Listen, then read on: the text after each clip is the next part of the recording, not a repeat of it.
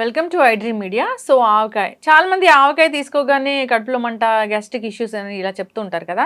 కానీ ఆ ఆవకాయ మంచిదే, దాంట్లో చాలా పోషక విలువలు ఉన్నాయంటున్నారు. వివరాలు తెలుసుకుందాం. ఈరోజు మనతో పాటు ఉన్నారు ప్రముఖ nutritionist and dietitian Abitha Chilukuri గారు.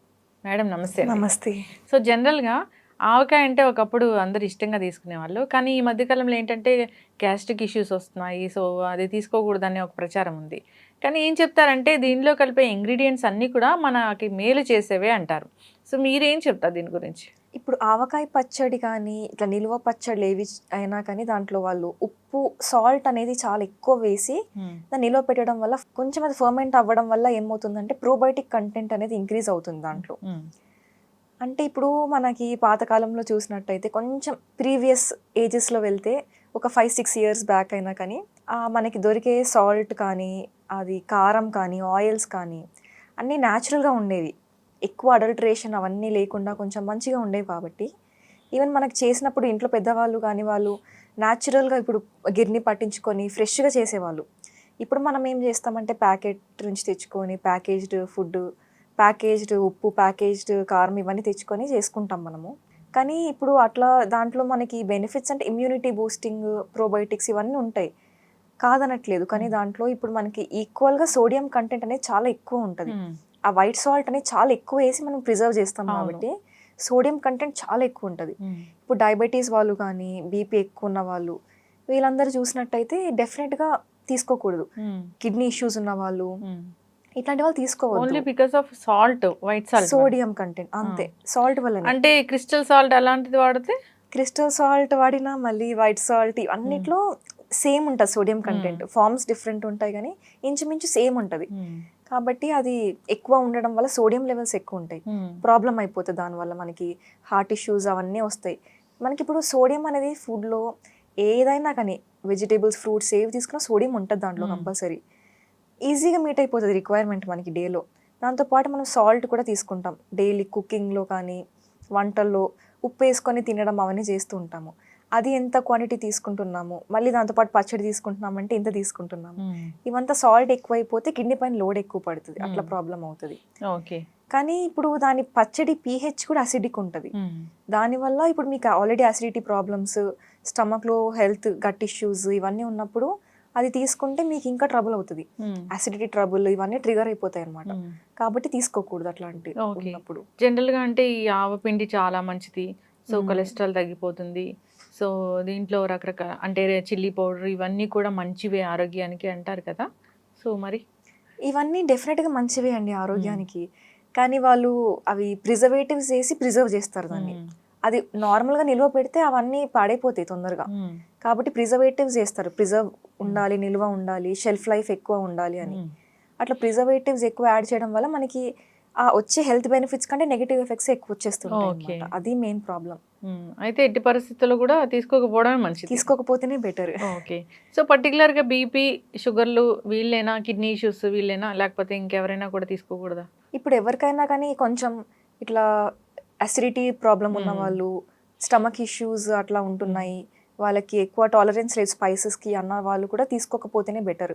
లేకపోతే వాళ్ళకు కూడా అన్ని ఇష్యూస్ స్టార్ట్ అవుతాయి. గట్ హెల్త్ ఇష్యూస్ అందరికీ ఉంటున్నాయి ఏదో పుట్టిన పిల్లలకి తప్పితే. అంతే. ఇప్పుడు మనకి ఉన్న ఫుడ్ కానీ, లైఫ్ స్టైల్, స్ట్రెస్ దీనివల్ల చాలా గట్ హెల్త్ ఇష్యూస్ వస్తున్నాయి కాబట్టి అందరికి ఉంటున్నాయి. మనకి ప్రోబయోటిక్స్ చాలా ఇంపార్టెంట్ ఇప్పుడు. అండ్ మీరు ఏది తిన్నా కానీ ఒకవేళ పచ్చడి అప్పుడప్పుడు తినకుండా అయితే ఎవరు ఉండలేము, చాలా ఇష్టం అందరికి. కాబట్టి ఎప్పుడైనా తిన్నా కానీ దాంతోపాటు మీరు pH అనేది బ్యాలెన్స్ చేసుకునేలాగా ఫుడ్ తినాలి. ఇది అసిడిక్ pH ఎక్కువ ఉంటుంది కాబట్టి కొంచెం బేసిక్ pH ఉన్న ఫుడ్స్ తింటే బెటర్, ఆల్కలైన్ pH ఉన్నవి తింటే బెటర్. దాంతోపాటు మీరు డెఫినెట్ కర్డ్ కంపల్సరీగా తీసుకోవాలి మొత్తం ఎండ్ అయిన తర్వాత మీల్. ఎందుకంటే మళ్ళీ మనకి ఏమన్నా ఇప్పుడు మీరు చాలా మందికి అనుకుంటారు కర్డ్ చల్లగా ఉంటుంది అట్లా అని.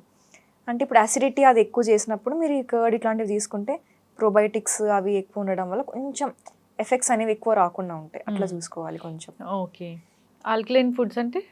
ఆల్కలైన్ ఫుడ్స్ అంటే కొంచెం pH అనేవి అసిడిక్ లేకుండా బేసిక్ pH ఉన్నవన్నీ ఆల్కలైన్ ఫుడ్ కిందకి వస్తాయి అనమాట. అంటే ఎగ్జాంపుల్ మనకి సోరకాయ కానీ ఇట్లాంటివి, చలువ చేసేవి తీసుకోవాలి. సొరకాయ, బీరకాయ ఇట్లాంటివి తీసుకోవచ్చు. ఆవకాయ అంటే ఇంకా ముందు ముందు రోజుల్లో ఒకప్పటి ఆవకాయ అన్నట్లుగా అయిపోయే పరిస్థితి అయితే వచ్చింది. సో జనరల్గా బీపీ, షుగర్, కిడ్నీ ఇష్యూస్ ఇలాంటి వాళ్ళు చాలా మందే ఉంటున్నారు. అవును. సో టెస్ట్ చేయించుకుంటే డయాబెటీస్ మాక్సిమమ్ ఉంటుంది. ప్రీ డయాబెటీస్ బార్డర్ లైన్ చాలా మందికి వస్తుంది కాబట్టి అవాయిడ్ చేస్తే బెటర్ వాళ్ళు. ఈ సోడియం కంటెంట్ అన్నారు కదా, అది ఎక్కువ తీసుకుంటే ఏమవుతుంది అసలు? సోడియం అనేది మనకి ఇంపార్టెంట్ అనమాట బాడీలో. మనకి నర్వ్ ఇంపల్సెస్ ట్రాన్స్ఫర్ అవ్వాలన్నా ఏమైనా సోడియం చాలా ఇంపార్టెంట్ చాలా యాక్టివిటీస్కి. కానీ అది ఎక్కువ క్వాంటిటీస్లో తీసుకున్నప్పుడు ఏమవుతుందంటే అది బయోకెమికల్ రియాక్షన్స్ ఏవైతే బాడీలో అయినప్పుడు అది కొంచెం మనకి ఫ్యాట్ బిల్డప్ కానీ మనకి బ్యాడ్ కొలెస్ట్రాల్ ఎక్కువ బిల్డప్ అవ్వడానికి కానీ అది ఇనిషియేట్ చేస్తుంది రియాక్షన్స్ని. అట్లా అవ్వడం వల్ల బీపీ రావడం కానీ, హార్ట్ స్ట్రోక్, హార్ట్ డిసీజెస్, లేదా మనకి ఆర్టరీస్ అన్ని నారో అయిపోవడం, బ్లడ్ వెజల్స్ నారో అయిపోతాయి. ఎందుకంటే ఇది LDL, low density lipoprotein, bad cholesterol అంటారు కదా, ట్రైగ్లిసరైడ్స్, ఇవన్నీ లెవెల్స్ ఎక్కువైపోయి మన నర్వ్స్లో, ఆర్టరీస్లో, బ్లడ్ వెజల్స్లో అన్నీ డిపాజిట్ అయిపోతూ ఉంటుంది.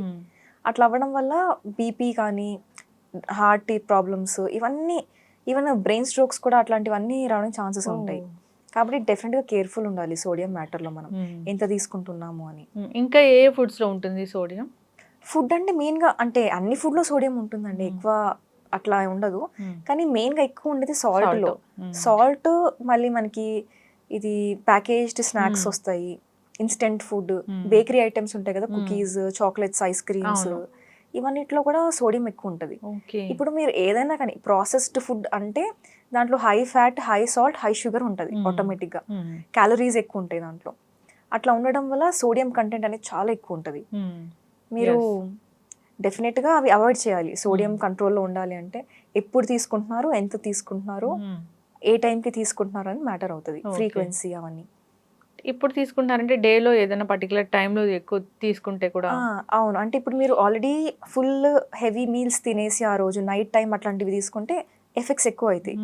మీరు అదే చాలా హంగ్రీగా ఉన్నారు, ఒక టైం లైక్ లో క్యాలరీస్ తీసుకుంటున్నారు డే మొత్తం అన్న టైంలో కొంచెం మీరు తీసుకుంటే మీకు బ్యాలెన్స్ అవుతుంది. ఎప్పుడైనా బ్యాలెన్స్ చూసుకోవాలన్నమాట మనం. ఓకే, ఎస్, ఖచ్చితంగా అండి. సో జాగ్రత్తలు అయితే తీసుకోవాలని కోరుకుందాం. ఆవకాయ గురించి కూడా చర్చించుకోవాల్సిన పరిస్థితి అయితే వచ్చింది. సో సాల్ట్ మెయిన్, అది శత్రువు అనేది చెప్పుకోవచ్చు. సో స్ట్రోక్స్ రావడానికి కానీ, బీపీ ఎక్కువగా పెరగడానికి కానీ, ఇలాంటి వాటికి కారణం అవుతుంది. రక్తం అంటే రక్తనాళాల్లో రక్తం గడ్డకట్టడానికి కూడా ఇదే కారణం. బ్లడ్ క్లాట్స్ కూడా అవుతాయి సోడియం కంటెంట్ ఎక్కువైపోతే. ఎస్, సో మ్యాక్సిమం అవాయిడ్ చేస్తే మంచిది. గ్యాస్ట్రైటిస్, గట్ హెల్త్ ఇష్యూస్ అందరికీ ఉన్నాయి. సో ఎప్పుడైనా రుచి కోసమే, ఇంకా ఖచ్చితంగా జాగ్రత్తలు తీసుకోవాలని కోరుకుందాం. ధన్యవాదాలు. Thank you.